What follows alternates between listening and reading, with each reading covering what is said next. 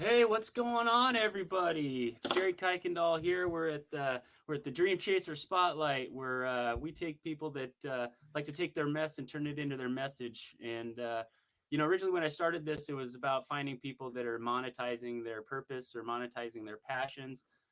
But as I delved into this and started speaking to really interesting people across the internet, which is what I do, I just kind of randomly stalk people on the internet and reach out to them. This is Dennis and I's first conversation. So, but anyway, I'm afraid to creep on people a little bit. They find out I'm harmless. But as I started getting finding more people to talk to, not everybody monetizes their purpose, and some people do. I made that choice. Dennis is making that choice, but not everybody does. So actually, what I was able to find out is that my true passion here is to take people that just want to make a change in their life, whether it's in their career or outside of something they can monetize, and really just make something better of themselves. And everybody that I've come across, I mean, we all have a story. Everybody out there has a story, and everybody that I've come across has an amazing story, an interesting story, and they're doing something with it. So today's guest, Dennis Peltier, is no exception to that. Much like myself, Dennis has has gone through the battles of addiction and the many rewards and the personal fulfillment that comes with the recovery process. And as I look to my own recovery and my own battles with addiction, I really have grown to appreciate what those opportunities have given me and the chance to grow. And I can be 100% honest with you all as I look you right in this camera here, that if it weren't for my battles with addiction and finding the actual strength that I had to overcome them, I wouldn't have the power to be out doing what I'm doing today, which is, made it my life's mission to take the sick and tired, the people that have lost hope, and guide them to a state of feeling young, vital, strong, athletic, and energetic. So I would not have the energy and the strength and the confidence to do that had I not battled my addictions and the recovery process that is at the top of my mind every day. So with that, I want to welcome Dennis Peltier. He's battled addiction, gone through recovery, and now he is someone who spends his time leading, motivating, and inspiring others to work for it. He's the head of a group called Work for It Warriors, and he's about to be a podcasting superstar here in the very near future. So, Dennis, welcome. How you doing today? I'm doing great, my man. Thank you so much for having me. Thank you for coming on, man. I appreciate it. You got a wonderful story. I would like you to just open up with just tell everybody who Dennis is, and if you don't mind, and maybe share your story and anything you want to throw in there. Chop it up, bud. Well, I'm definitely a recovering addict. I spent a good portion of my life on some kind of a drug or substance. I am a business owner. I am a coach for recovering addicts. I am soon to be a podcaster. Actually, just opened another business that'll be locally here to Minnesota. Um, Yeah. but it as a teenager, you know, we're still growing, we're still learning, we're still wondering where we even wanna go, and looking back on that now, even our network plays a huge role in where we're gonna lead ourselves into the future, um, looking at our network today or whatever day you're looking at into your past. And for me, I was able to look back on my past and really be able to visualize that the network in my surroundings is what was really influencing the choices that I was making. And it started as a teenager. I was, started on, you know, marijuana and worked my way up to methamphetamines and hallucinogenics and pretty much anything I could get my hands on at that point. I was an alcoholic before I was legal to be an alcoholic. Yeah. Um, and I traded one drug for another is kind of how it seemed. It's like Uh, coming through high school, I did a lot of drinking, but then I kind of transitioned into meth and the harder drugs. And then I got off them for a while, but I took on alcohol. It was for about 8 years. I was drank like a fish, and then switched alcohol for methamphetamine again. uh, And that last time I really started to deal a lot just to be able to support my habit. Um, and it was it was a kind of a weird transition to look back at it for me because I was doing a lot of dealing, a lot of using, a lot of the people around me were using, and it was that network you're in. When you get into especially for me up here in the North Woods, the harder drugs, the meth and the heroin and the harder addicts, they group together. They don't go out and hang out with sober people, um, or at least not most of the time. So I had my circle. And they're all users, or dealers themselves. Um, so it was really when I was able to step out of that and just become a user. It's like every time I switched up a little bit, I got more and more friends that were not users. I was working my network into people that were not using, that were not drinking, that were, business owners and, family members that have kids and were clean and, start hanging around people like that where I wasn't wanting to use as much. I wasn't wanting to get high with that group as much and be around that group. And really being able to start it slow, I think helped me, because I mean, our minds are our own worst enemies. Yeah. They can come up with the best excuses in the world Oh, compared to oh, anybody that else. that ego's crafty. Right? And when our bodies and our minds are used to doing something, it almost turns to a subconscious thought process where consciously you're not even making the decision to use. It's into your subconscious because it's what you have been doing. It's what your body and your mind knows over a certain period of time that you don't even consciously make that decision. um so getting out of that and being able to change the habits and step out of your comfort zone, to be able to change where you want your life to go and where I wanted my life to go. I mean, it was hard, man. It took me 2 years to get completely clean. It I had a run in with the law. Had a bunch of time held over my head, went to jail for a while. Just before I went to jail, I'm 6'2". I was 130 pounds. Yeah, dude. Yeah. I was like one of them guys you see on the poster board at the courthouse. Like I Yeah, could have been that guy. Easy. yeah. That's Um, that's really. And how aware were you at that time? Just how sickly you were? I was super Were aware. you were you totally aware? Okay, good, good. Yep. That's not always the case. My goal there at the end, I was staying up anywhere from a week to 10 days at a time. Um, and that was my goal. I'd get to the point where, before I started getting clean, I'd get to the point where I was wanting myself to not be able to function, and I knew that was my last day. Hmm. Like, I don't know why. Uh, I was always pushing the limit on how long I could stay up. Hmm. Um, Again, I don't know why. I don't know why my thought process was like that or why I wanted to even think about doing anything like that. Yeah. But it was something I was doing. And when I got off and I quit dealing, there was a long period there where I was still keeping some of my network that was in that group. Um, and that really made it impossible for me to stay clean.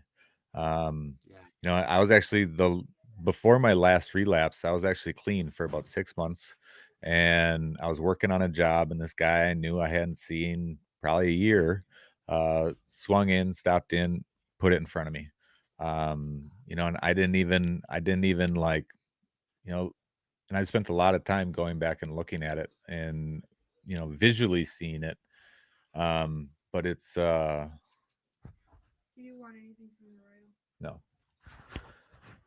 and being able to visually see that, excuse me. Oh, it's all Um, good. We're at home, baby. yeah. Uh, in how I just handed my power over to it. And in that process, like I tell you what, it is one of the most powerful moments I've ever had. Um, yes, I relapsed. I'm happy it happened. Mhm. Because if it didn't happen then, if I gave my power over the way I did then, it was going to happen in the future at some point. Right. I'm happy the way it happened and how my mind came out like the next day from it. Yeah. And even that same day, I knew I gave my power over. I knew I gave in to what I didn't want to, just whether that's out of habit, bad choice, whatever it may have been in that moment. Um, but it was my defining day of strength when it comes to my sobriety. Um, and being able to be aware of what it did to me and how it got there, um, has completely changed everything moving forward. Since that day, like, I know I'll never use again. I know I'll never have an issue with it again. I still go through, like, some of the foresight they talk about. I don't know if you do, where you can, like, taste it and you can feel the high almost. Yes. It doesn't happen very often anymore, but it just so happened I was talking to a buddy last week about it because it was like the week before that I was kind of going through it for a couple of days there where Sure. it's like, I was tasting it, I was kind of Uh, feeling it in the morning, yeah. and it was just, man, that I hated it. Yeah. Uh, it's like I've gone through it so much over the last 4 or 5 years now where like I'm kind of used to it, but it's, there's a lot of people I know that aren't in my position or have the strength I have around it that it Yeah. could be tough. Um, Yes. but we only know ourselves, but that's also why I reach out and I'm continually talking to new, whether it's recovering addicts or addicts Mhm. themselves that are wanting to get into recovery. And that's what it's about. And coming out on the backside of that is really what opened me up. I've always been a businessman. I've always owned a business of some kind, ran something, or been building something for someone else. I've had jobs, but you know, I always take on more roles. It doesn't take long for me in a job to take on more roles, whether that's helping with marketing and building the business. And, I like it in the smaller businesses because that's what I'm good at. Yeah. Um, I can go in there and give them some ideas and do some work for them and help them get some guys trained in the right way. Or if they're doing it right, just keep promoting, um, and help build that to where it's, in my definition, it's not a job, it turns into a business. Hmm. Because a job, is a job you have to show up to get paid. And Yeah. The job runs you. in any business, it starts out as a job. I don't almost don't matter who's telling you. Right. Uh, Right. Unless you have enough money just to say, set it and forget it and have somebody build it for you, it's a job in the beginning because if you step away, you don't get paid. Hmm. And a business is when you can really step away and you've hired people to really take on your positions and you still get paid when you step back. Yeah. And that's, really what I help my clients with too, is to start getting that mindset, getting the ideas of just better. um whether that's in business, and again, like you said earlier, the gym, uh thinking about our health. For me, it's every time I can be more consistent with the gym, the better my everything is. Yeah. And I think a big part of that even is, a lot of people think, I don't know, like the whole New Year's just passed. Yeah. You know? How many people set New Year's resolutions? I'm not a big New Year's resolution guy myself. I think if there's something good enough to change, you should do it the day you think of it. Yep. Um, or set up a plan to start doing it the day you think of it and really start going with it. Where New Right. Year's resolutions, you're already taking your mind and it's making an excuse to push the day off to start to a certain day. And if your mind is going to make that excuse to push it off to a certain day, once you start, it's going to make an excuse to stop. Right. Um, Yeah. and for me in the gym, it's a big discipline for me. 4 years ago or 5 years ago when I got arrested and went into jail, and I was 130 pounds at 6'2". It took me 1 year to hit 200 pounds. Wow. It took me another 6 to 8 months to hit 230. Uh-huh. Um, and that's healthy. I think I was like 8% body fat at 230. I was Wow. feeling good. Yeah. Now, and I've had a bad back, so my weight fluctuates. And now, like, the gyms are open, but you got to wear masks in them, and that's just not something I'm about to do.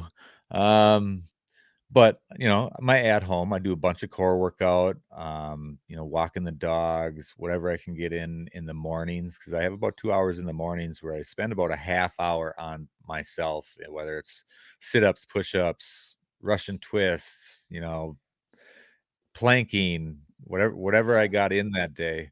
I've been looking for an elliptical actually to be able to get in the house, Good luck. so I can do a little more running, because I got a Yeah. bad knee and I got a bad back, um, but I love the gym.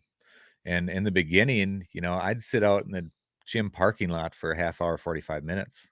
Like, Yeah. man, I don't wanna do this. Like, I know it's good for me, but I don't want to do this. Like, I don't wanna go Yeah. inside and lift weights and it was like that for a couple months. And then I'm not even sure what really happened. It was just like at that point I started getting up earlier again. I started getting in the gym earlier. And I started getting up earlier so I could get in the gym earlier so I could spend more time in the gym than I had initially allotted for because I've always been an early morning guy anyway. Hmm. Um, but something clicked, and man, I tell you what, anytime I can just be and it's different whether it's in the gym or an at-home gym. If you can really get into for me, if I can really get into the weights, like that's the best part of my day. I love pushing weight. I love getting my body, you know, I like that 220 mark for me. Yeah. Yeah. Um, and I'm about 200 now with the whole COVID. I've lost a little bit. It's been about 8 months since I've been in a physical gym. Yeah. I miss it. Well, that's a huge topic too that I want to touch up on with recovery. Obviously, it's it was it was it was a huge pillar in mine and in the recovery that I've seen in other people too. But there's a definite mindset involved. But before we move on to that, there's a couple of things you mentioned that I definitely want to unpack. Um, and one of them was you talked about the habit loops that we have. Indirectly, you mentioned your circle, and the circle that you had made it almost impossible to stay clean. You've got the temptation, you've got the way our brain works, in which something like 95+% of everything we do is subconscious or Yeah, unconscious, and the 5% is what occupies all of our mental energy, and our brain is an energy hog. A lot of people don't realize that when they start cutting down their calories and stuff, and if they don't understand how to properly build their macro and micronutrients to their own body type, things like just making conscious decisions like a change, to stop eating processed foods and start eating more whole yeah, foods, or incorporating a new habit like going to the gym, but they don't realize that they're dipping into that 5%.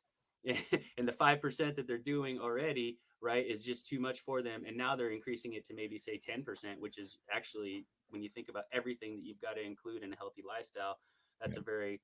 a very real number to throw out there.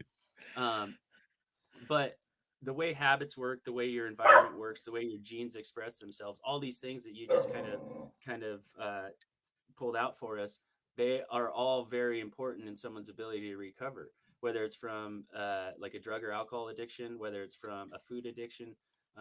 People don't realize, that like the things that cause most people the problems with weight retention and inability to kick inflammation, inability to kick brain fog and fatigue. I mean, you've got like three main contributors to that. You've got dairy, gluten, and uh, uh, dairy, gluten. why am I blanking? Uh, Dairy, gluten, and anyway, there's three of them. but Well, so, if but and I and my old man always went by the saying, and whatever, if it's yeah, white, it's not right.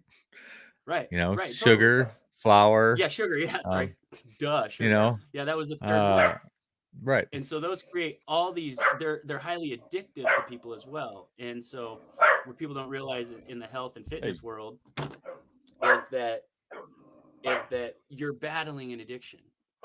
You're battling an addiction, and anybody that doesn't really realize that that's what they're up against, they think they're just making improper food choices. It's no different with a sugar addiction than it is from right, alcohol, drugs. You've got to change your environment. You got to get those cookies out of the cupboard, right? Just like you can't be hanging out with people that are going to give you free rails of meth when you sit down. Right. Um, you just can't do that. So by changing your environment, did you notice as you started to level up in your circle, how how much easier was it for you to put those temptations out of your mind and to stop thinking about it versus when your circle was just full of it? Oh, I mean, it was night and day difference. When when you're in a group, and I was there, it was the bottom of my life. Um, you know, at the time, the whole time that I was really in any of those spaces, I mean, I was a business owner. There was times I did really well financially and I was happy and still using. There was most of that time where even if I was financially doing really well, like I wasn't happy with where I was at or what I was doing, just because of that drug side of things. I didn't like the fact that I was having to hide part of my life, Yeah, that I was trying, for other people I might have been around or just an influence that was on me. I'm not sure. yeah, Um, but really being able to change the net. I mean, when you're at the bottom like that, people, it's like even myself with my friends that when I was there, it was like we kept each other down. mm, Um, there wasn't anybody there trying to lift you up, trying to get you to that next, whether that's where you want to be at your life, your goals, your happiness, any of it as a whole. There wasn't anyone pulling you up to that next level. Where when you start thinking about network, I mean that's part of what I think about network is how are they bringing me up to that next level? yeah. Have you heard of the crabs in the pot analogy? I don't think so. Before I go into that, hey guys, live Q and A. We've got about 10 people on here, so if you guys have any questions, please post them in the comments below. We would love to we'd love to chop it up with you guys too. And if you guys are struggling with something, or you know somebody is struggling with something, even if it is food, that you might not realize that you might have a dependency or even an addiction to a food or a food group. We've got plenty of resources for you, so now's the time. Take advantage of the opportunity. Um, so yeah, Dennis. So there's a analogy that I've heard, and I've heard it many times. So I don't know who to give credit to. I can just tell everybody out there that it isn't my idea, but it makes perfect sense. So basically, the way it goes is they say that you could put crabs in a pot, like a crab catcher, right? Crab trap, and you don't have to put a lid on it because as soon as there's more than one crab in there, as soon as one crab tries to climb out, the other crabs will pull him back by the legs. Yeah. And so when we're in the bad circle, I find that that's often the case, and a lot of times with the clients I work with, they got to deal with that too. Is that something you've experienced with yourself anecdotally, or with people you work with as well? Well, it's you know I've done a lot of the things on my own. Um, I mean, as far as my business dealings, Hmm. at least until the last few years. Um, but it's really, and I've gotten into a few business dealings where I shouldn't have got in, but that also gave me the insight of really vetting, really getting to know who's in your circle, who you have around you. Someone in your circle is not someone that you messaged one time. Yeah, you know it's not someone that is a big influencer, because I see it thrown around a lot as people who have influencers on their wall talk about their relationship and how they're connected because they got a picture with them at a conference one time where they yeah, spoke. yeah, I and that's all great, that's fine. Like I have pictures like that too. I've been to hundreds probably conferences now at this point. um and those connections are great, and it's what you do with those connections after the fact. Even for salespeople, follow up. I'm not sure what the stats are, but it's like 86% of salespeople don't follow up. um, well, that's what a relationship is. It's follow up. It's yeah, building that connection, building those relationships, having conversations, asking questions. How can I help you? How can you help me? um, and not saying that so much. It's Yeah. because I want to help you, and because they're in your circle, they want to help you back and they want to help lift you up to get you to that next level. And even though you're might be below them financially, it's not something that your ego is going to decipher in that. Um, we're all humans. We're all on the same playing field. We all, I mean, I hope anyway, for the most of us, we all want to help each other and see people succeed. Um, and that's what I'm about is I've always got a hand up and I've always got a hand down. Yeah. I get my help from my circle and my mentors and my coaches and the people that I have around me. And I put my hand down to my clients, my friends, my family, that whether it's information or something I can do for them, give them a hand with something. Like, that's my purpose. That's what I am about. And being aware of that, if I wanted to be more into stock trades, I'd have more people in the stock trades in my inner circle. If I Hmm. want to be in real estate, like, I know a lot of real estate guys that are in my circle, Hmm. because I love real estate. I love the investment and development side of real estate, and that's where most of my money goes on the backside of my businesses and everything else. um, because I feel for that generational wealth and the passive income, and passive income gets thrown around. Hmm. um, because even real estate, and you hear all these guys throw the passive income around. Well, nothing start you don't start a business, you don't get into something and have to put in time and call it passive, in my Yeah. opinion. Yeah. um Real estate, it can get itself to be passive, but it sure doesn't start that way. Any deal takes time, it takes work, it takes effort, and really to have a good team to be able to build that. Um, and that's You never know exactly what's going to go on, but most of us know the steps that we need to take to get to where we want to go, or at least the first steps that we need to take. You don't need a coach for that. You don't need a mentor for that. You just need to find a way to kick your own self in the ass and get going and take action. Um, and if a mentor and a coach helps you do that, maybe that is what you need. Yeah. Um, but it's not what is imperative to get going. It's the action, taking your thoughts and putting them into action, whether it's take the action to write out your business plan, write out your goals, write out your actions that you're going to take, whether it's the next day, week, month, year, um, and be able to keep growing that. And even though you have a plan, it doesn't mean you have to stick to that plan to the T, or even that you'll be able to stick to that plan to the T. But if you're able to pivot, and this is working and this isn't, because you're in that mind frame where I'm growing, and I'm not going to be held back or held down. It's You're always going to want to be learning, you're always going to want to be pushing that envelope, even in business, if you don't know what it is at that point. But like for me, I'm always looking too many steps ahead sometimes. Sure. um, and being able to wrangle myself in to be able to do the core and foundational stuff that needs to happen right now, um, is sometimes hard for me to focus on. Sure.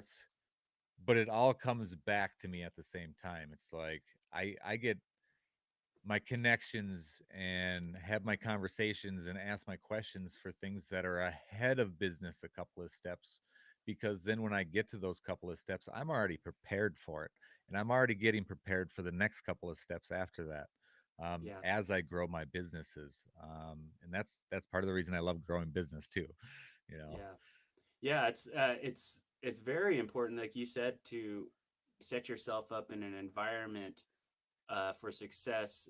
Just like you said, just because you lay out a plan doesn't mean that you're failing if you can't follow it to a T. You made your bed, you hope you sleep in it, but if you got to sleep in a different bed, at least you have this plan to have this bed to sleep in, so to speak. And Yeah, as we touched up on earlier, as you tie like everything we do is holistic, right? Everything we do yeah, ties into everything we do, whether you want to admit it or not. I often say to people, because one of the things I do is holistic lifestyle coaching, and I've had people ask me, well, what if I don't want to live a holistic lifestyle? And I just crack up because I'm like, you already do. You know, if you go out and you drink 15 beers and you wake up and you skip your training session because you had 15 beers, do you realize that you live a holistic lifestyle where your 15 beers is affecting your ability to train?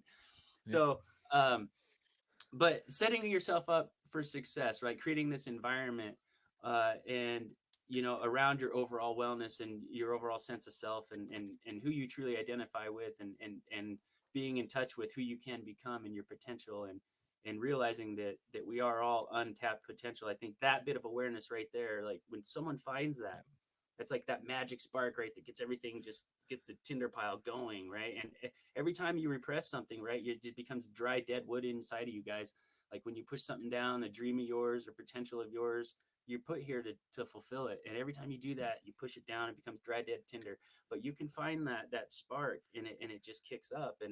And one of the beautiful things that I have experienced personally, and I've seen happen over and over again, is when you make a lifestyle change. Let's say entrepreneurship, or you're gonna make a commitment to get healthy.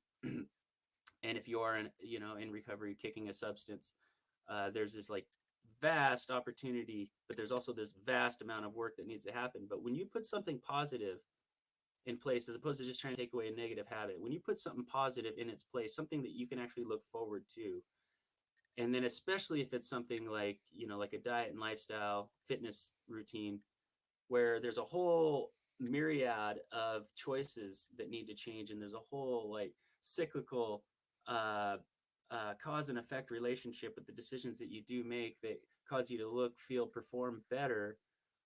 That is part of setting yourself up for success. So in other words, if like in my personal situation, I went from drinking more alcohol than anybody has a right to be able to afford or have time for, uh, especially since I was working so much. Um, but to be able to just replace that with like a holistic pillared principle of health, and looking at it from a different place besides what you saw in the mirror or what you put on the bar when you did step into the gym, that is a huge part of setting yourself up, setting your environment up for success, telling your genetics, right, that this is the environment that you need to adapt to. And I know it might sound a little woo woo or a little airy fairy, a little bit, pie in the sky, Tony Robbins, but it's science, you guys. It is science. Your genetics express what you tell them to express. So if you're telling your lethargic, sit on your ass genes that this is what we're going to do, guess what turns on? Your lethargic, sit on your ass genes. Meanwhile, if you tell your athletic genes, we're all born to be Greek gods. All right, that's the way the human body was was coded, to be athletic specimens. So if you, no matter what age you are, right, age like Tom Brady, if you tell those athletic genes that this is the environment that you need to be adapted to, guess what happens? You start adapting to that environment. So the same holds true in a business situation. The same holds true in a professional work situation. The same holds true in a relationship. Whatever you're capable of, it don't matter until you tell your genes to express it. So I tell this to some of my clients. And I'll take something that's whatever, right? Yeah. Business, life, finances, health, emotions, family, everything. I'm Dennis Peltier, and this is my string. Okay. My string of life. Everything is on here. So if it's sitting here and I grab it from, you know, this end, and I pull it and I pull it up, the other end drops, right?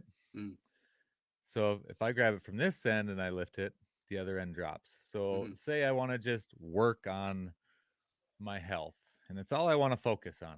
mm, That means the string is going to get pulled up. mm. Well, the harder you pull on that string, even if you're just working on health at the time, the whole string is coming with you. My Yeah. whole life and being is coming with what I am doing. Yeah. Um, and the more that you work on pulling that string, you're going to want to work on other things because it's how the disciplines and the habits and that momentum works. Yeah. Being able to, it doesn't matter what part of the rope you yank on, you're going to lift the rope. And when you start lifting that rope and you start making forward progress and you start the movement, all the rest of the aspects of your life are going to want to be bringing up with it and doing better and be on its tails. And starting to make those decisions to change that is really the momentum starter in what could happen if it's continued. I love that, brother. And even if it doesn't go up, you're creating tension in that string, aren't you? You are. So the other end is aware that something's moving up. That's Yep. beautiful. I love that. I love that. Do you remember? Do you remember your moment, your defining moment when you said, I'm done with this shit. I'm not doing this Um, anymore. This isn't me." w- well, it took me a while after my defining moment. Uh huh. Um, so I was still dealing, and the defining moment really in me to quit dealing was I woke up in a bobcat, like a big excavating piece of equipment. Was clearing out some land, and a buddy of mine showed up at 2:30 in the morning, and the thing was completely revved up to the max, and I'm passed out inside of it. Like there's your sign. Yeah. Right. Yeah. uh, and it was one of those moments where I knew I'd been up for a while, and it was just like, really, what the hell am I doing? Um, this needs to end. This needs to stop. And it took me about a year to really get clean. I mean, clean for the most part. I wasn't like completely clean. Um, but on my last relapse, I was clean between 6 and 8 months. From that defining moment, it was probably 14 to 16 months where I quit dealing, and I really was getting away from that network and putting myself into a new one. Um and and then my last relapse that we went over was like my real defining end moment. Yeah. But my bobcat moment was like, enough is enough. This Uh, is I I don't even know what I'm doing at this point. there's um, there's a big difference in a kick in the ass and a kick in the nuts, isn't there? there is. They don't even feel close to the same. No, they So, don't. all right, man. So you went through the pain. You heeded some of the warnings, but like all of us, you kind of, yeah, you ignore it, or you aren't quite tuned into the frequency. But then it clicked, and you said, you know what, enough's enough, and you took the steps. You changed your circle. You said, okay, now that I'm not dealing and using, what am I going to do with that time? And you made the choice that unfortunately so few people do, which is not just to get back up on my feet, not just to put some weight back on my body, but when I come out of this thing, I want to thrive. I want to hit the ground running. I want to climb the top of the mountain, and I want to help people. I want to help people below me, and I want to learn how to get to the peak from the people above me. Yep. And that speaks a lot to anybody that has a lesson to be learned, or that has a journey to take, and doesn't know what to do. And like Dennis said earlier, it starts with awareness that you've got to make a change, and then intention to set intentions around how am I going to do that, like what's my plan. and Amen. and don't be so we have a tendency and we have a default of judgment, and so a lot of us don't start a plan because we're afraid to fail at it, and there's really no such thing as failing. uh, you only fail if you don't give it a whack, give it a go. Right. So just curious, Dennis. I mean, one, thank you for sharing the powerful story, very inspirational, motivational story. And anyone that can't get motivated by that, check your pulse. It's freaking, it's a killer story, man. I love it when people come up out of the ashes. So, what's the future look like for you, bro? I know you're helping other people, and you're about to, ready to venture out into another business venture. What's the bright future look like for you? Well, I was hoping to have my podcast launched already. Sure. I was actually gonna. There was a move that got canceled here in the last few weeks, Hmm. so I was gonna hold off until after we got moved. So I will be having my podcast coming in by March 15th at the latest. I'm Yeah. hoping that first week of March. Um, I just started a freight dispatch company. We're actually be bringing on our first clients here this next week. Nice. Congratulations. Super excited about it. I've been looking for like 4 years, basically as long as I've been sober, for a company that I really want to go all in on. Hmm. Whether that's something I feel or it's something I know I can grow and build and make a change and impact in a space that's available. Yeah. Um, and I feel dispatching is easily easily a market that could be dominated by many other companies out there as well. There's so many companies, and you probably see the same thing over the last decade, where the one thing that's really getting hurt or seems to be getting less of is the customer service end of the business. 100%. Um, so being able, I've always been in a customer service, I had a construction companies, I've had property service management companies. I've always been in that service market. I've always done very well in that market. But for a property services company and construction, you have to be somewhere. Yeah. Um, that's not somewhere I want to be, Yeah. because I want to be remote. As long as I have my phone and my laptop, I want to be able to run my business, Yeah. um, or my job in the beginning, because that's what my business is. It's going to be a job in the beginning. I need to be able to run my job from my laptop or my phone. So it doesn't matter if I'm like right now sitting in northern Minnesota. It's like 45 below zero out today. No joke. And it I would have had my work for Warriors sign up here, but I needed a couple of screws and I wasn't going outside You today. want to go outside? Yeah. No. Sounds like a great place to raise polar bears. Yeah, pretty much. Pretty much. Yeah. Um, so the business and really being able to go anywhere with it and do my job, and being able to oversee and oversight with software and hardware that's available for other employees that I'll be able to bring on in the very near future. Yeah. It's easily expandable and growable, and I'm really really looking forward to it. We've done been I've been reaching out on a lot of the Facebook is all I've been working on so far as groups, Yeah. and I have a lot of owner operators that want to come in and work for us already. That's Um, awesome. so I'm really excited. I have some more learning to do because I'm always one of them guys that wants to do absolutely as much as I can. Part of it is like we talked earlier, a lot of us know the steps. We need to take the action on it. Hmm. And that's kind of where I'm at is I just got all my business. I actually got it sitting right here. All my business filings and bank accounts and everything all set up, ready to go. Now it's getting in there, doing the job, and really finding how I can make things better, obviously by hands-on work and conversation with the people that we're working with. Um, and my coaching is always there. I put most of everything just like, a podcast style, uh, where everything is out there for free. I have clients that I work with. Most of the clients I work with right now, I actually got when I was offline. Hmm. And there's a couple of them in my group, but and I'm in that transition of going online, and I have been for about the last 4 or 5 months. Um, and even for me with my businesses, it's still hard to stay as consistent as even I am right now.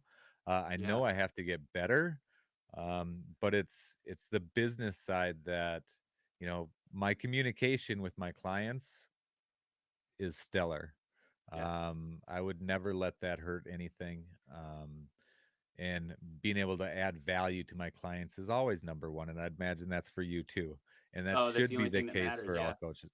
Amen. Yeah. Um, so it's being able to help my clients and make an impact, even whether they're paid or they're just people that are watching what I put out, people that are listening to my story and hopefully get motivated and have that kick in the ass, or lit their fire a little bit to where they can make just the next step.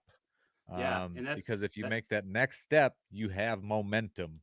Um, and you can feel that it can change your confidence and your outlook, and it can start changing your goals, even instead of just having a little goal. Well, maybe now you got a big goal.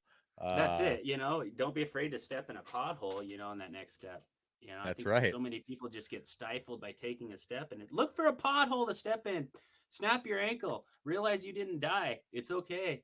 I Yep. really like, I like what how you opened up with that, talking about customer service, and then talking about the only thing really that's important is the delivery to the client. I've noticed, I'm sure you have too. We're online a lot. Being an online coach, you're online, you're seeing what other coaches are doing. I don't know about you, but I get approached probably. I bet I get 10 DMs almost daily just from various online coaches wanting to coach coaches, and Yep. I'm sure that people that are following guys like us are getting DMs from coaches that do similar things to as us. But one thing that I've noticed is this rampant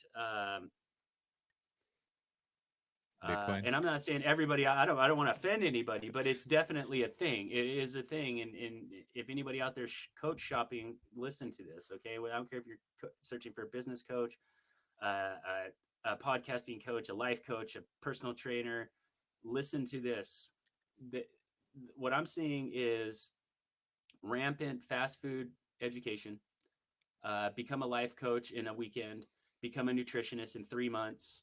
All this, all this stuff out there, guys. And then these people are turning around and they're investing all their time into content marketing, that's all awesome. But I guess where I'm trying to get to with this is if you ever talk to a coach online and they call you up and you get on a consultation call, do not fall for the following tricks. The first trick is FOMO. They're going to sell you this fear of missing out bullshit. Okay. They're going to give you lines like, here's my price. If you don't answer within 24 hours, the price is different, or there is no callback. You need to know, we need to know now. And then they'll turn the questions around on you. Things like, Dill, do you ever feel that your lack of inability to make a decision right now is partly why you're stuck? That might be partially true.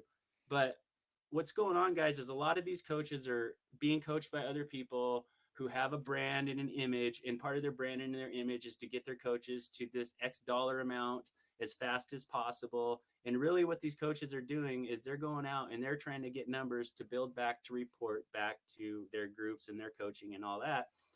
And we literally track, I do it too, how many people we've reached out to, how many of those converted to a sales call, how many of those converted into an enrollment and all that. Nothing is wrong with that in terms of running a business. Nothing. In fact, if a coach isn't doing that, they're selling themselves short. However, if their only focus is how many people they're enrolling, you need to take control of the situation. And you do this by realizing that you are trying to hire somebody. If you and I have a conversation about your health and fitness and your back pain and your inability to sleep or whatever, any of the things that I might help you with, and you have to realize that you are interviewing me for a job. Okay. They try to flip it around and they'll try to put it on you like you are being interviewed by them and they could take you or leave you. Okay. And if that's the case, why did they DM you cold on Facebook or Instagram or Right. whatever? So I'm not saying don't hire a coach, but when you get on the phone, these people are very skilled at making you feel like you need them 100%. Well, But don't and forget, you're interviewing them for a job and you treat it as such. And if they're not willing to let you hang up the phone and say, I'll call you back in a few days after I'm done talking to coaches, take them off your list. So that's yeah. just coming from an online coach, Yeah. just to help you guys out because there's a lot of that going on. But Well, I'm and just seeing for that. me, I'm tired of it. to add to that too, it's like, the sales processes and everything that everybody Yeah. learns, I Yeah. mean, a lot of that is what these guys are going Yep. through. Um, and on one hand, it drives me nuts, especially Yeah. when it's a cold pitch in my DMs. You're probably going to get blocked. Right. Yeah. um, Exactly. but if people reach out and build the relationship how it's supposed to be, 100%. actually get to Yep. know someone, Yep. and you get into a conversation at some point, like, what do you do? Yep. It comes Exactly. up, wait Exactly. for it. It might take an hour, it might take 2 months. Yeah. Wait for it. Yeah. Yeah. And for me, it's like starting 4 years ago and up until probably a year and a half ago, it's like I had an assortment of coaches in different areas of business, life, gym. you know, fitness and nutrition. Now it's like, and like you were saying, you know, of I see it all the time too. Make six figures online. It's a Yeah. coaching. And then you go I in there built and you're 10 figure businesses online, but I just well reached out then to you you in a DM. and then you go in there and you see their clients and their clients are promoting their make six figures online. Yes. They're just copy and pasting everything that their coach is having them do to help build his brand and get a Yes. commission on the backside, and they have to pay for that training. Like, Yes. are you kidding me? For one, if Exactly. if I was to get back in the gym here in the next year, I'd probably have a trainer. Yeah. Um, specifically for how I want to build my regiment, my nutrition, my plan. Right. Yep. I'm Exactly. not going to hire someone that wants to go on their plan. Yeah. Like, I want to hire someone that's going to keep me accountable and kick me in the ass on Yeah. my plan. Or Um, if you have a question, you can book a 15-minute call 2 weeks from now, or post your question in the group, and someone will get back to you. right, right. And you're paying a thousand bucks a week for that. If they ever even Yeah, yeah. answer We back get to paid you. $1,000 a week for Uh, that. I Yeah. know. You know, So now is like for my coaching and coaches that I have for myself, it's like I would not hire a coach to teach me how to coach. My clients are going to teach me how to coach yeah. and me on how I want to conduct my business in an ethical way, like I do it. Like everything that I put on my group, on my podcast, I got group meetings. I got a couple other groups I also run too that bring people in. Everything that I put out there is free. The only thing that isn't free is my one on one time. Right. You know, you want one-on-one time with me? That's awesome. But that is a cost, but there's always a consultation. But just like a lot of coaches and mentors, like we've talked a few times through this, build that relationship. Because if you pitch me in the first 10 minutes of our conversation, you're never going to get on a call with me. Right. If you get to know me a little bit and you want to get on a call, like I'm all about getting on calls with like everyone. Yeah. Because I want to meet people. I want to have those conversations. For me to coach you and put out a designated time weekly, every single week for the next 12 weeks, that costs something. Yeah. Everything else for me is free. Any content that I make, like I'm in the process right now of putting some courses together. My courses I've been giving away for free. I don't want anything from the courses.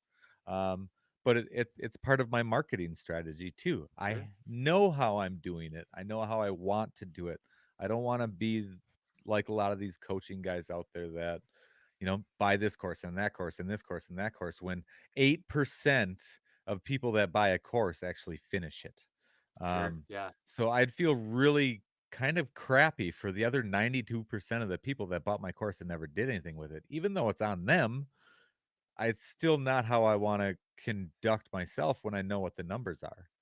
Yeah. You're not Um, helping anybody. no, here it is for free. If it's something you really like and maybe you want some more of me, hit me up, Yeah. you know? And that's all I'm about. I'm not about making all this money on the front side. I'm not even really about making money on the backside. It's just to help cover some of my costs of my time. Yeah. um you know, and that's really it because my passion is my clients, and it always will be. Yeah. Same thing with my business. My passion is my clients. It's, you know, my first, foremost, and most important thing that can come out of the business is how can I help my clients, and I want to know each individual client, you know, because dispatching is a cool world. It's freight dispatching. They're driving all over the country in a truck all day long. Like, how can I help these guys and gals out? You know, do they want to stop in a specific place? You know, you're going through this town, you had said something about it. I got notes on my CRM, you know, and I remembered, you know, do you want an extra day in this town or two? I can find you a hotel. I can find you some dinner. I'll see if I can find you some wheels and deals, whatever we can get going, and help them on the back end. I'll plan their freaking trip for them if they want, Yeah. because that's my customer service. And I want to go way above and beyond because you don't have to do it all the time. It's not what it expected to be all the time, but it's what you should be looking for as much as you can put that little extra stamp on there, put that little extra heart on it, a little extra love, a little extra compassion and empathy, and Yeah. just share that love with the clients that you have. Um, and being able to make that mark in an industry that really isn't that way. Yeah, and I think you know you really hit the nail on the head there. Is what I'm hearing from you is you've got this attitude of servitude, and money is just a byproduct of the value that you bring to the world, right? I mean, it's an energy exchange, right? So you make someone's life better, and some way or another, the financial aspect is going to make its way back to you. And what I see out there a lot is just the exact opposite. You got people chasing the dollars. Hmm. All these people that are out there coming out of the woodworks, they're all hiring people that are telling them we're going to get you to 10K, 20K, 30Ks a month, in this amount of time, and that's really what they're chasing. And there's so many things that fall through the cracks when you're pursuing the dollar instead of pursuing how you get the dollars, right? How Yep. you get the dollars. And I don't mean Amen. branding and marketing and content. I mean giving somebody something they need, and doing it because they need it, not because you think you need the money or whatever the case may be. It's kind of funny. You had a, from what I hear, I hear this like this desire for fulfillment in your, in your pursuits and in your endeavors, and that speaks to me greatly. I was in retail for 21, 22 years, retail management. I was making six figures in my 20s. Thought everything was just this is it. I've got the wife, two kids, a dog, one boy, one girl, like making six figures, saving for retirement, like, but it was completely miserable. And it's because I didn't have that attitude of servitude, while I was there. It was about that, and that Yep. wasn't fulfillment. But I had a call with a business coach not too long ago. Just has me shaking my head, and he's asking the fear of missing out questions, how fast do you want to get to 20K a month? And wouldn't that be great? Yeah, that'd be good. That means I'm helping a lot of people, and he says, well, he keeps asking these leading questions. He's not getting the answer. He's like, well, why are we on the phone? Why do you want to do this? And I just say fulfillment. And he asked it in like three different, you know, Yep. ways over the course of the conversation. And finally he says, he had an Irish accent, do my best, it's probably gonna come out bad, but fulfillment. I can't, that's just not any sort of an answer.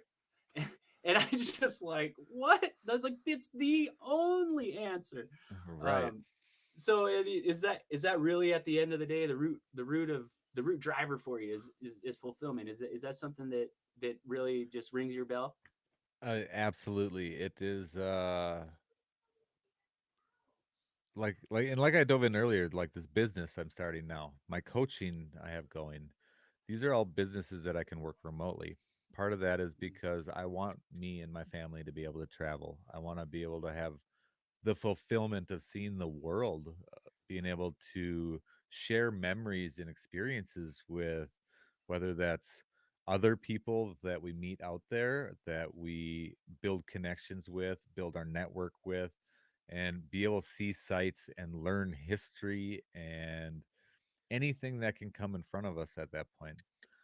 So fulfillment, yes, like is my absolute 100%. And it really changed about a year and a half ago. I was one of them guys. I was looking for all sorts of businesses that was, I was dipping my fingers into everything just because I knew I didn't know what I wanted, but I wanted to find what I wanted. So I was trying all sorts of different things. But it was really money orientated. My driver was my money. And about a year and a half ago, that really changed. It really went and took away the finances. You know, in 2019 was probably one of my worst years since I've been working. I actually went full time into coaching, and being able to learn how I wanted to do it. And through having coaches that were coaches at the time, um, how I wanted to learn to do my group. I spent a whole bunch of money in 2019 in hundreds of groups that I paid to be in. Hmm.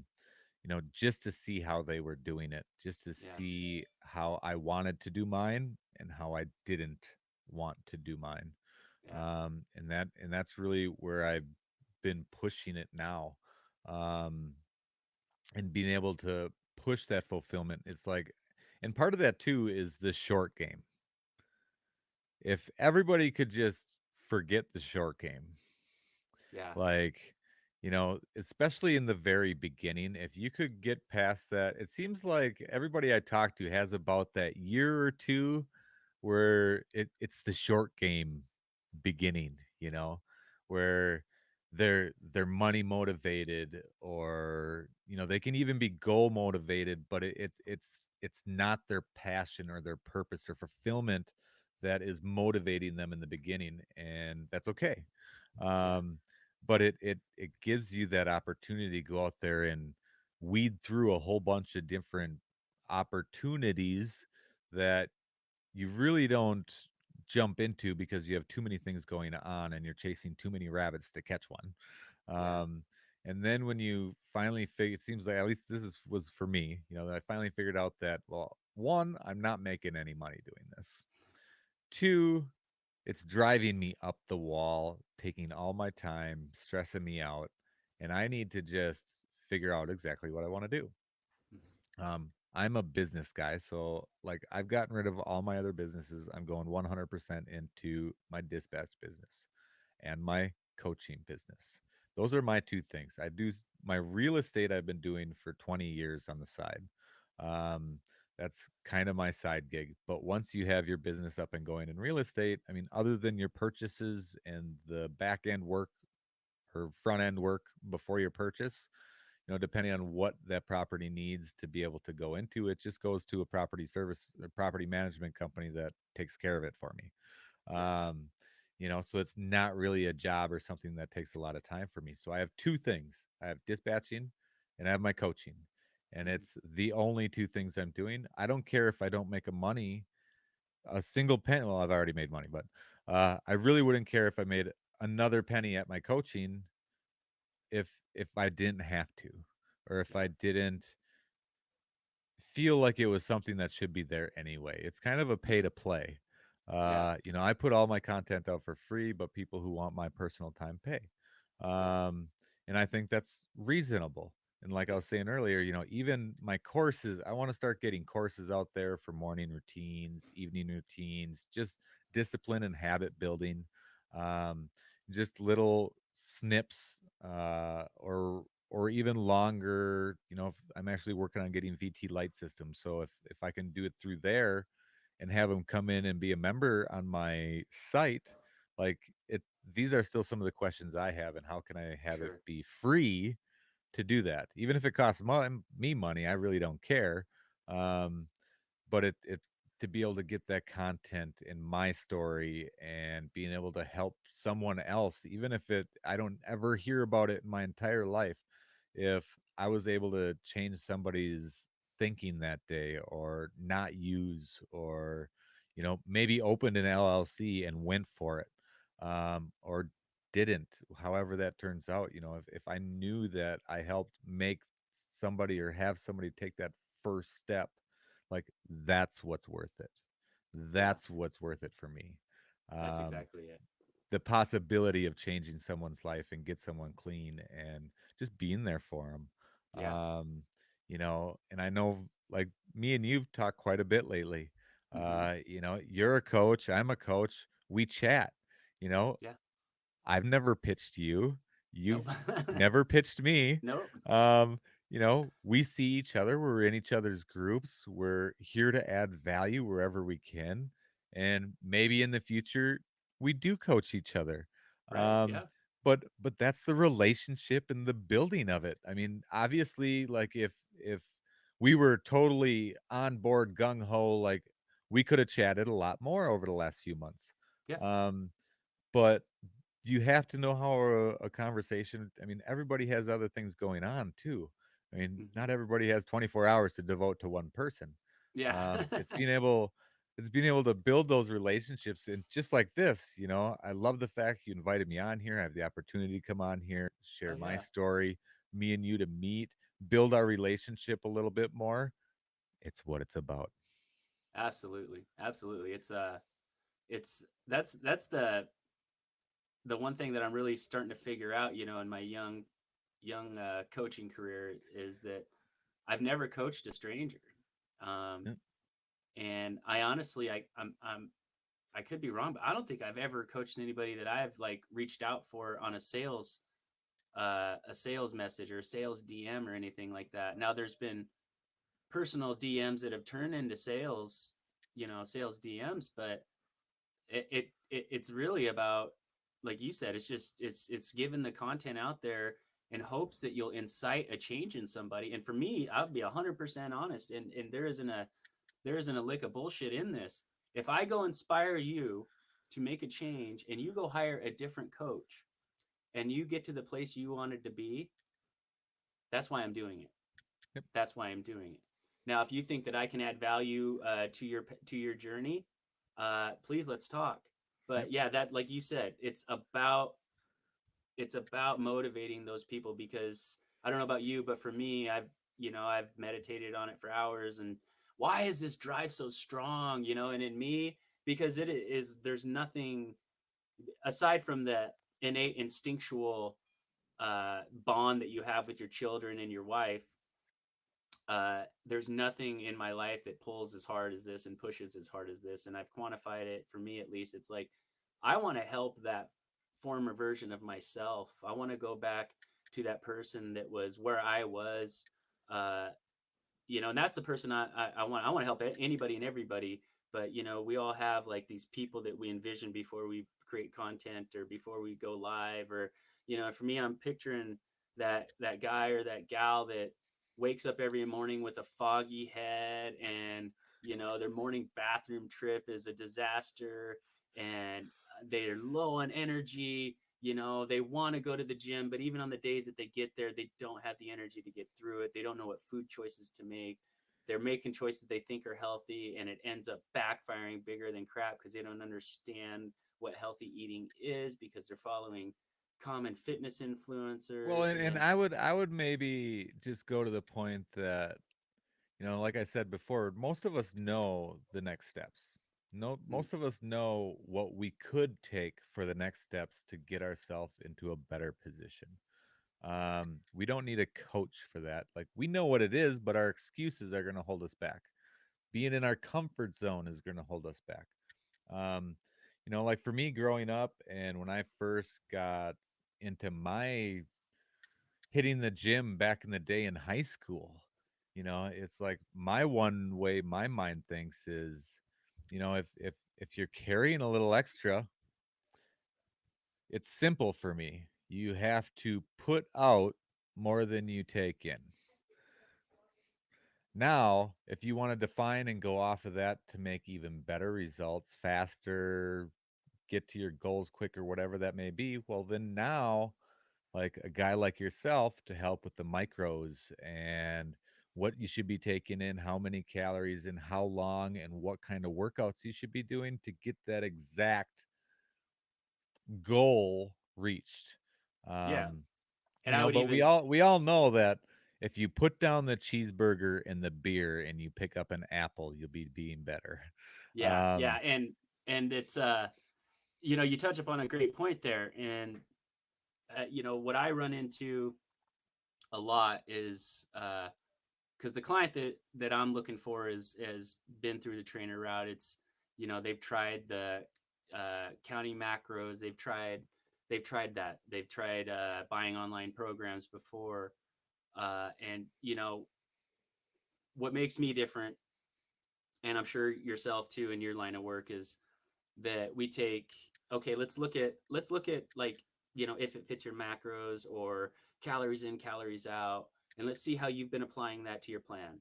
And then if they can't see why it's failing, generally it's because they're eating foods that won't absorb in their body, and so their hormones are being affected, particularly like ghrelin and leptin and or not cortisol, insulin, and the yeah. cortisol balance. That's all being affected, and they're making choices for that particular individual that's keeping them hungry all day long, right? So I think like in it's like, God, I'm in a deficit, I'm just starving. Meanwhile, it's like, well, if we put you on this plan, you could eat you could eat 1,000 calories more than what you think your baseline is, Yep. because at the end of the day, nobody knows how many calories you're really burning, and nobody Yep. really knows how many of those calories that you're eating are getting absorbed and what your body's doing with it. uh, Right. but I imagine, in the business world, there's a lot of that too, where it's like there's a lot of this kind of junk advice and junk science out there. Yep. And there's enough information. So what guys like you and I do is, like, we'll put our content out there, and it's all designed to help somebody. And it might not all be for that particular person that's watching or that particular person that's watching. But what's great is, if you follow somebody long enough, eventually you're going to get the recipe. For chocolate chip cookies, like I told you today, you need butter and you need flour, and I showed you Yeah. what flour to pick and what butter to pick and how to mix the butter and the flour. I didn't tell you how to put the oven on, and I didn't tell you how many chocolate chips to put in, and I didn't tell you, you know, uh, but where Right, and people, I they think, get like, for the lost. both of us, and like you're trying, I think that's where you're going, is the one thing I believe the two of us have in common is we really are out there for our clients. There's Yeah, all these other programs, and a program is not something where you get a person with it normally. It's yeah, a yeah, program that you go through. You have to learn it on your own. You have to implement it on your own. You have to be accountable on your own. And if you have questions, you're on your own. Um, yeah, yeah, you know, yeah. where we are our program. I mean, you may have a lot of nutritional meal prep planning, fitness programs, even pre-set up. But when it comes down to it, if there's questions, concerns, the front office, the back office, anything else that's going on, it's being able to reach a coach, being able to get that one-on-one with a coach. If they're in business, it's like I do some business consulting. Like, if I wouldn't answer my phone for the business when they called me, like, I probably wouldn't be in business consulting. Um, Yeah. Same thing with coaching. Like, when my clients call me, I answer the phone, and I'd have to say the same thing as for you, whether it's a phone Yep. call, jumping on this, DMs, that line of communication is always open. Where I Research. think I Yeah. think that has really gotten away from over the last decade, especially in the coaching side. It's gone to all these courses and paid memberships, where their And the coaches aren't even prices are in going them. up for that. Yep, The prices are going up for that. That's the way thing, up. is like, your value ladder should be, the value you get out of it should match the price. But they're going up to these fancy pants programs that are High really ticket. craftily high ticket. They're probably paid 20 grand to have this course set up, where you could do it for $400 on Teachable, but it would look like shit. It'd be the same program. But yeah, they're Right. scaling down the in person so they can scale up their enrollments. Yeah, and, And and then kind of and what I then was some of them in their enrollment groups, they don't even do anything. They just have all the other people who paid other people who paid do their are yep. putting all their Yep, content they'll have a out in Zoom there. meeting. They'll have a Zoom meeting, and they'll say, "Give us comments today on what you want to talk about on today's Zoom meeting." And literally, the clients who are paying $1,000 a week are creating the content. Yep, Um, yep. and this is creating this dangerous situation where people are leery. And like I was talking earlier, so if our content were like ingredients to the overall recipe, so like in your world, successfully dispatching, or getting your coaching business online, uh, rolling functionally and efficiently, so it's working for you and you're not working for it. um, what it's creating is you get all these people with all these ingredients out there, and we give them little ingredients. We don't get, they don't ever get the whole recipe, because obviously that it's hard to do that every time you make a post.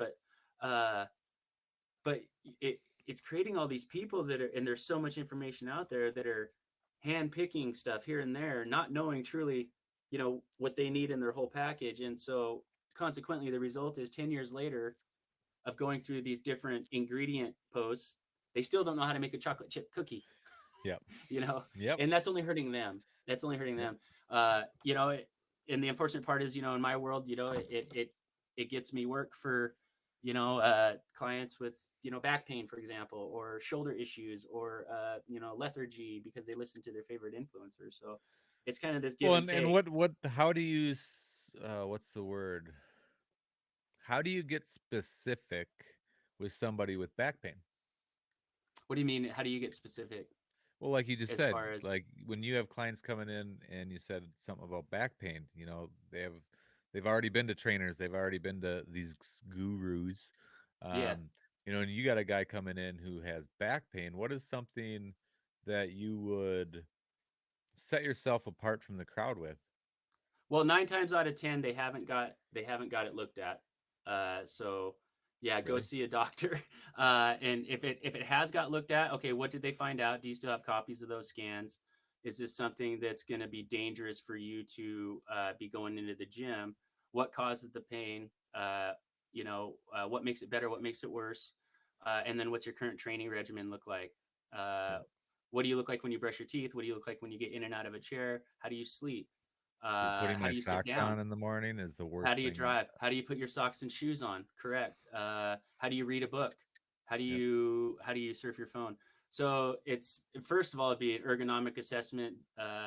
Depending on the program you purchase with me, like the flagship unlimited program is a full physical assessment. It takes 3 to 5 hours. It's head to toe movement analysis, postural analysis, pain trigger points, all that. And then generally, if it's something that's serious, they're going to know it. If someone's got a slip disc that's protruding into the spinal nerve, they're going to know it. They've probably had some medical treatment, but for me, for the most part, it's just ergonomic assessment. And, quite often most people are just sitting in flexion too long. And, Yep. flexion is the hunch posture. They sit Yep. down there in flexion. And then if they have a gym routine, typically they're going to the gym either first thing in the morning when their spinal discs are overhydrated, and so the length of their spine actually is different, so it's less stable. And then you've got people that sit down at work all day and then go to the gym, and then their back is again And hypersensitive I to flexion. ask because I've had 2 back surgeries. They, Uh huh. actually told me they wanted to fuse me, Ooh, and I told them to fly a kite. good for you. Good for you. Um, I had 17 millimeters of protrusion on my L5S1 the last time I went in there, Mm-hmm. and they wanted to fuse. I That was just as I was getting clean. Yeah. So everything was dried up. I was Dried so up, dehydrated, little. toxic. Yep. Yep. Hit the gym, hit good food, hydration, and it was a year I was at three, 3 or 4 millimeters of protrusion, but Yeah. I went from that 130 pounds to 200, 215 pounds at that point, and my core strength was night and day difference. The Yeah. more my core is better, the more everything seems to be better for me. Were Um, you and flexion that was intolerant? why I asked. Were you flexion intolerant? Where Mm. getting flexion is what caused the pain as opposed to extension? Oh, definitely. Yeah, Okay, yeah, yeah, yeah, yeah. yeah, that's very common. And just going through a good workout program that didn't hurt what you had going on, stabilize your spine, and look Yep. at that, boom. There's and for And they wanted me, to fuse it. yeah. Well, I had my first back surgery back in 2006, Yeah, so I've been dealing with this for a while. And like for me going in the gym, I know that like for me bending over is not something that's the greatest for me. right. Um, the stronger that I get, the more I can do it, the more I can push it a little bit. But like I don't deadlift, Yeah. period. Uh-huh. Um, it's just not something that I need to do or even need to put myself through with the way that I am. Mm-hmm. Now somebody could maybe change my mind on that. I was kind of doing some lifts, but I was using like a rack, so I didn't have to put it all the way to the ground. I could That's have it, smart. That's you know, smart. Yeah. eight things up to where when I was Yep. starting to get into shape, I was only actually bending a couple inches, but that's all it was doing was going through the motion and the form, and Yeah. slowly drop them rods. But like I've never deadlifted off the floor, at least not since I've been hurt. Yeah. Just because that is kind of the one of the more prone Yes. um, workouts that can hurt your back. Yeah, that and Uh, ass to grass squats. Those two that's things right. will kill people's back. Now they're Yep. fantastic. Couldn't think of a better Yep. functional exercise than ass to grass squats and deficit deadlifts. But if you have a flexion intolerance and you have a mobility issue in your hips, glutes, hams, whatever, and you can't keep a neutral spine in that hinge pattern, you have no business doing ass to grass squats. And I don't care what the CrossFit trainer says. I don't care what the guy on Instagram says. I don't care what your gym buddies say. Don't freaking do it. Do your block pulls Yeah. and just strengthen and increase that Well, range of and motion. and just like you say there, I mean that right there. You know, don't listen to the guru, because a lot of the gurus, unless you have a personal trainer, like you say, where you take 5 hours to get to know somebody and really Mm-hmm. run through exactly what's going on, that person doesn't know you. Be aware of yourself and what you're capable Correct. of or not capable of, because safety is always my number one. Like, I've Yeah. been through back It surgeries, has to be. they're not Yeah. fun. You get one And it, spine. right. You get one So spine. That's just be it. aware and really hold the line. Yeah. You know, your safety and your health is your first concern. It doesn't have to be a race with and it shouldn't be a race with the person next to you. It never should. It should be a Yeah. race with yourself. At what speed do you want to be going? Do you want to push the time that you want to put into it? Because a lot of it is time. Do you want to, Yeah. you know, at least the way I think of it, do you want to No, it lose is. 100 pounds in the first 6 months? Or do you want to lose 100 pounds in the first 3 months, because you're going to work on this 8 to 10 hours a day, or are you going to work on it 2 hours a day? Mm-hmm. You know, how much time are you willing to put into it to make those changes? And that really goes across all spectrums of anything that you want to work on. Exactly. And if it needs to happen in 3 months, are you looking at doing this for the rest of your life? You Right, know, and if the answer is yes, then okay, then why does it need to happen in 3 months? So, right, right. um, well, man, it's a great conversation, dude. I'm gonna go cook some chicken wings and get ready, get ready for the big game. Watch the young man Tom Brady. Hopefully he can Yeah, pull it out. this will be But my first game I've watched all year. yeah, we haven't been watching a whole lot this year, but No, I haven't either. other issues, Yeah, other things I agree and disagree with that yeah, that's kind of where I going on in was the too. pro athlete world, right? Yeah, Yeah, shut yeah, up and play ball, okay? right. I don't need to hear your political freaking opinion. Now, Um, I truly appreciate you having me on here, man. Thanks for coming on, And brother. we'll have to do a switch here. I'll have to get you on mine here in the next couple of weeks. Dude, I would be completely 100% humbled and honored to join you. Before we go out, Dennis, a good place to contact you. I put your email address up here. Is there anything else you'd like Yep. to add? Well, there is Work for It Warriors. There is a Facebook group. And then Dennis Peltier anywhere on social media. Okay, I'm gonna put that Facebook group on there real quick. Work for It Warriors at Work for It Warriors.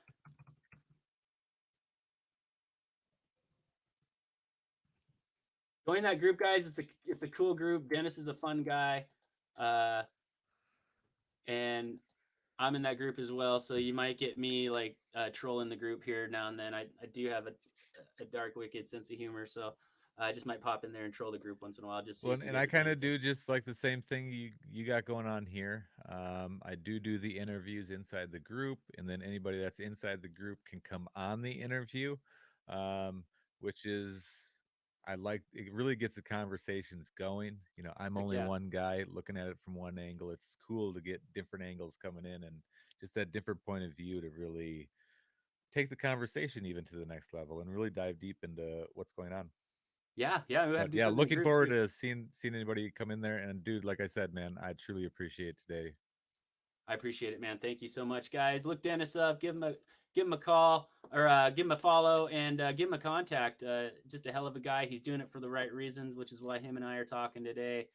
We're trying to pull the superficial layer off of your life and your improvement and your wellness because it don't happen on the superficial layer. The superficial layer is the result of the decisions and the actions that you do on the deep inner seed. All right, that's where the results come from, and there's just no escaping that truth. You can find me at coachjerryhlc.com. I've also got a Facebook group. It's called Thrive Zone Age Defying Fitness.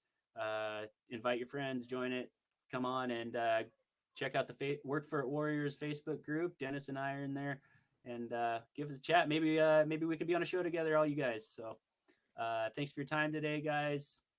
Peace, love you, live well, take care. Take care, Dennis. Hey, you too, my man.